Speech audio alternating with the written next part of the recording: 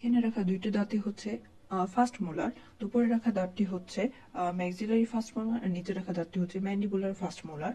তো যে maxillary first মোলারে always তিনটা রুট থাকবে, আর এখানে রুটগুলো ডাইভার্জেন্ট থাকবে। সাধারণত পার্মানেন্ট টুথের রুটগুলো কনভার্জেন্ট থাকে।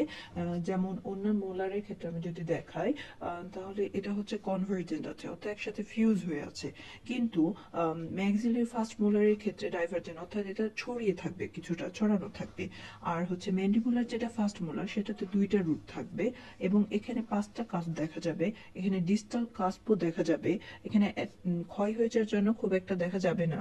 এখানে এই সাইডে ডিস্টাল কাস্পও দেখা যাবে। আর এখানে হচ্ছে চারটা কাস্প থাকে, কিন্তু এখানে একটা এক্সট্রা কাস্প থাকে, সেটা হচ্ছে কাস্প অফ ক্যারাবেলি। যেটা কাস্প অফ ক্যারাবেলিতে পাল্প হর্ন থাকে না, এজন্য এটাকে হচ্ছে কাস্প বলা, ট্রু কাস্প বলা যায় না। কিন্তু চারটা কাস্প, এর সাথে কাস্প অফ ক্যারাবেলি থাকে। এখানে হচ্ছে পাঁচটা কাস্প থাকে।